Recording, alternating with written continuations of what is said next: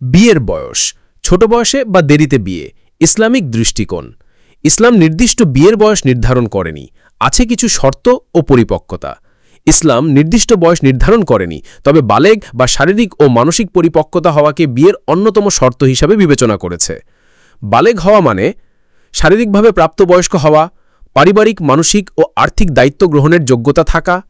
কুরআনের নির্দেশনা, এটিমদের পরীক্ষা করো যতক্ষণ না তারা বিবাহযোগ্য বয়সে পৌঁছে। সূরা আন-নিসা ৪। এই আয়াত থেকে বোঝা যায় বিবাহযোগ্যতা কেবল বয়স নয়, দায়িত্ব পালনের উপযুক্ততাকেও বোঝায়।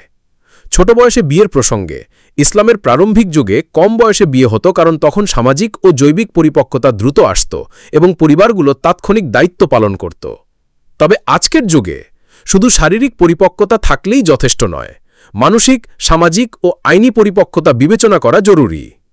দেরিতে বিয়ের প্রসঙ্গে, ইসলামে দেরিতে বিয়েকে নিরুৎসাহিত করা হয়নি, বরং নির্ভর করে ব্যক্তির পরিস্থিতি, প্রস্তুতি ও নিয়তের উপর।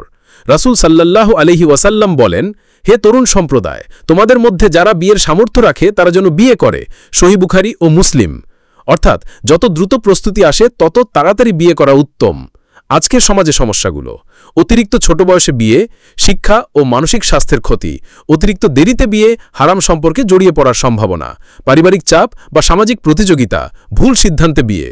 ইসলাম কি চায়?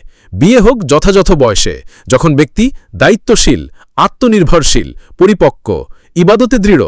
মনে রাখবেন, ইসলাম বয়স নয়, যোগ্যতা ও দায়িত্ববোধকে গুরুত্ব দেয়। ছোট হোক বা দেরিতে, বিয়ে তখনই হোক যখন ব্যক্তি দিন, মানসিকতা ও বাস্তবতায় প্রস্তুত।